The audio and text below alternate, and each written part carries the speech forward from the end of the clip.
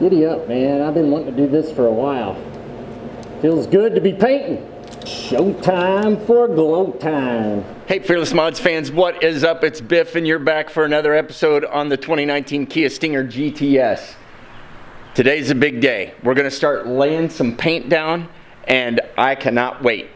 But there's something we gotta do first, and that is clean up this great big mess. I have no room to work in here. Did get the lights hung, so we got a little bit better visibility for while we're doing the paint job in the however we end up making this paint booth. But I've got to create room to be able to even make a paint booth in the first place. So going to start taking a lot of the extra stuff and putting it up in storage so that we can clean this up, get some plastic up, and start getting to painting. Stay tuned.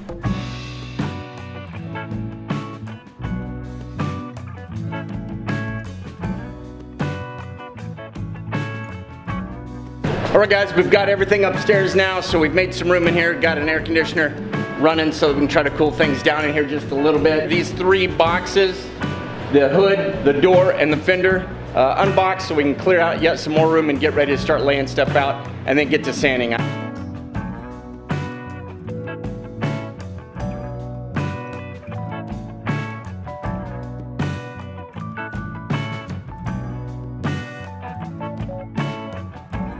Okay, we got the parts laid out here and on the stands. Got the hood.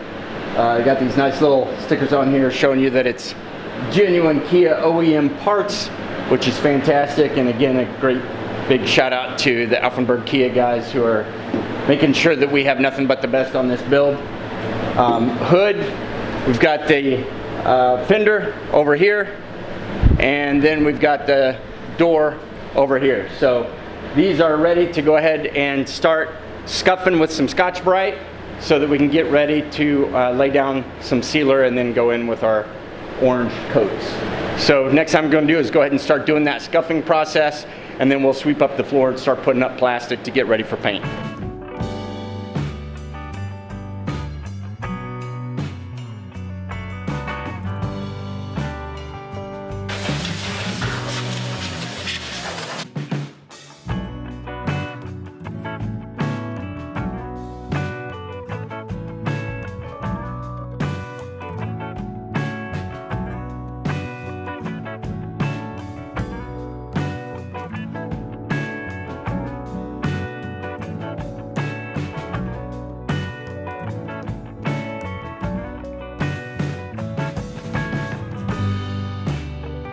Okay, so we've got the frame, the hood, the fender, and the door all sanded with the scuff pad. Man, that is much easier than doing that on the STI with sandpaper when you got all those funky shapes and edges on the back sides of these panels, so definitely recommend that. And now I'm going to use them to go over the hinges, the door hinges, and the hood hinges so that we can go ahead and get these painted up as well.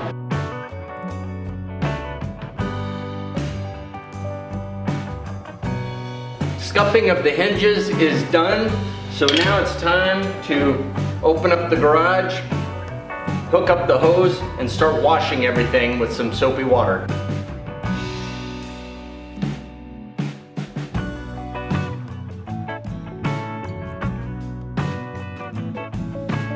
Okay, washing is done.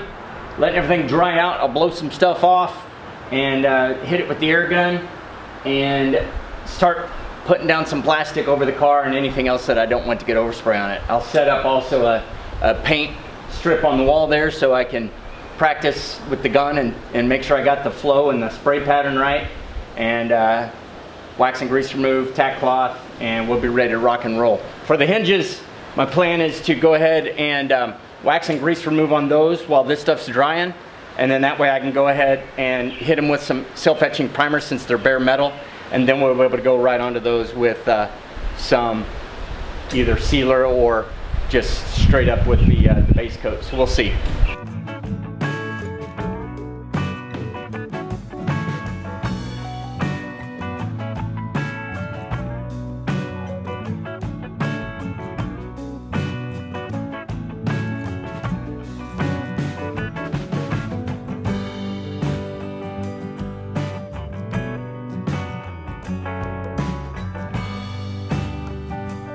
We are getting ready to do some final degreasing and tack clothing and getting ready here. So we're taped off on the front here, ready to work on the fender structure. We got our hinges all hanging up over here. We've got the hood, the door, and the fender back there. Let's get going with some wax and grease remover.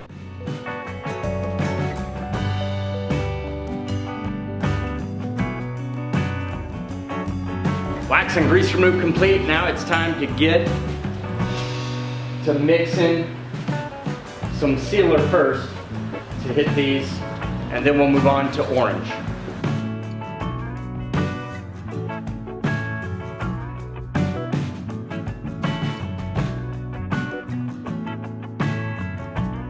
All right, sorry for the light, it comes and goes. I'm gonna go ahead and take this apart since it has been used in a while, and I'm gonna clean it up.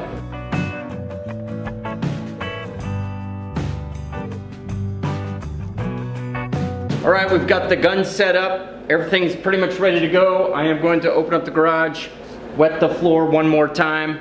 Then I'm ready to tack cloth and start laying down some sealer. We're going with a white sealer here because of the orange base coat. We want to make sure that we can get good coverage with our orange and good, bright, vibrant coats.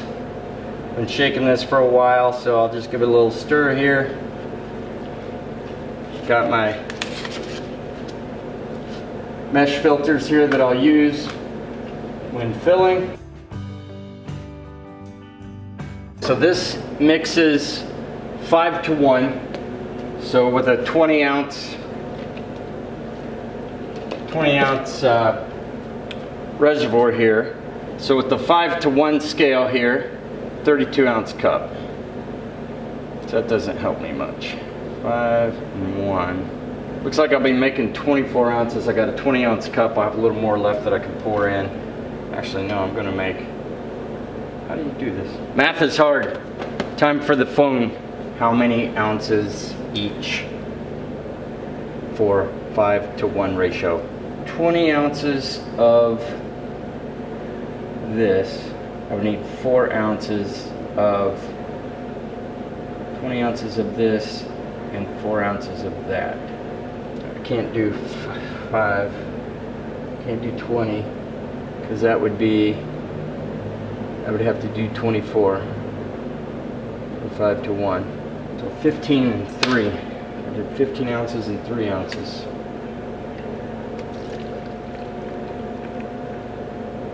Three ounces of the hardener.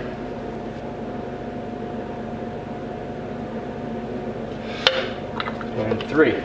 Should only need 1 coat, but we'll see how it goes on.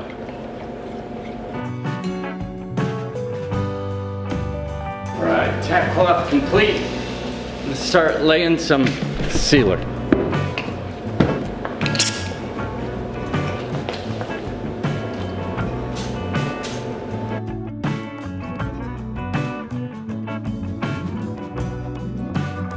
I'm terrible at rotating the camera.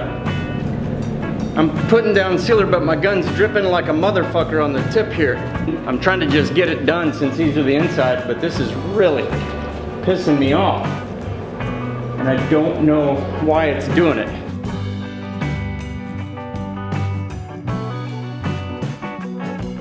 Not a complete fail, but not going like I'd like to see it go. My gun is not being happy. We'll give her another good clean here and see if we can get a little better job out of here. Finish up those hinges.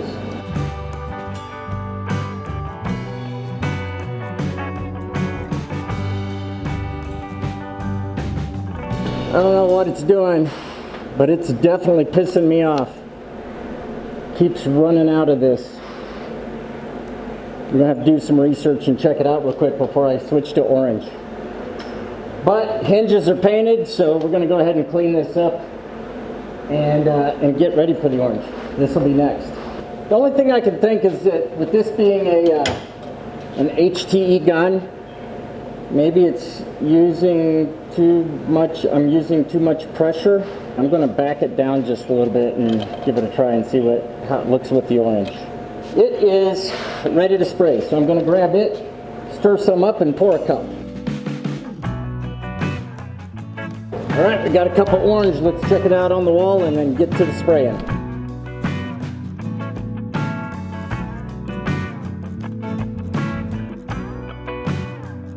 I'm excited more to do this than any of the other. It's going down nice. No drips, runs, or pours. It's working like a champ this time.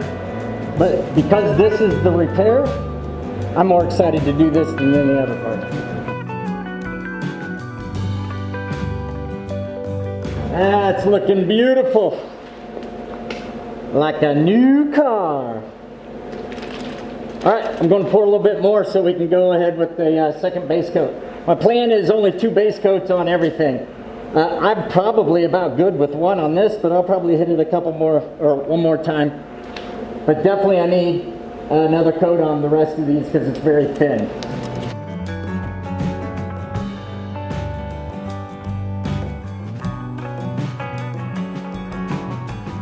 Do a little bit of number 3.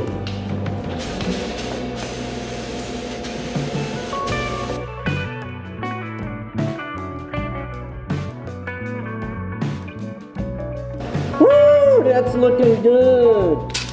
Time to start mixing up some clear coat and slick these babies in. I used about 1 quart. I've got about 2 quarts left. Just under. And that should be good to do the exteriors. Flatter surfaces, less wasted spray.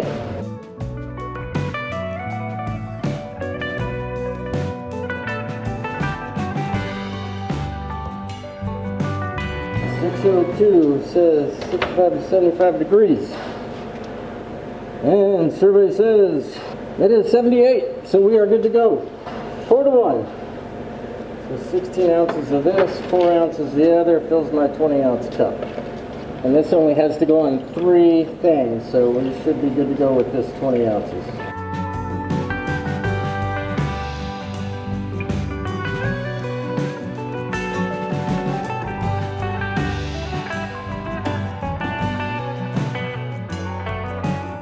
All right, guys, so it is the next day. Unfortunately, the camera card filled up last night, and I was in the midst of getting the clear coat put down, and I wasn't about to stop that.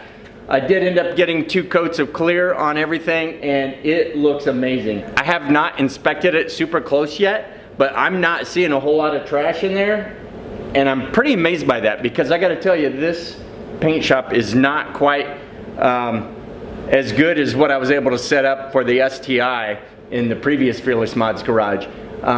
That was a 2-car garage, minimal height. I was able to encapsulate it a lot better with good airflow. Here I've got a main fan up in the top of the attic up here that draws air across the rafters through a vent on this end of the garage and pretty much just keeps the hot air flowing through, but not really doing anything down here. On the plus side, it's not stirring up much of anything either. So I did keep the floor wet throughout most of everything, the sealer and the base coat.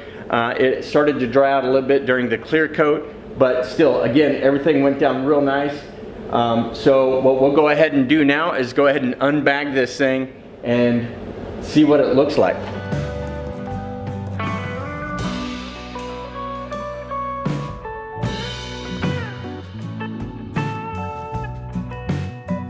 The reason I wanted to start here with the inside of stuff and these areas that don't matter as much is because this is only my second paint job, number 1. Number 2, I want to kind of investigate some things and see how it's going to get more comfortable with the gun, work my way up from the undersides to the door jamb and structure there, which would be a little more visible, and ultimately then the exterior with the bumper, the outside of the hood and fender, and the blending. I have a couple concerns. So number 1, so there is a lot more trash in it. It's just like fine dust particles, easily buffed out to a high gloss, so we will probably have to do that at the conclusion of this, which is unfortunate.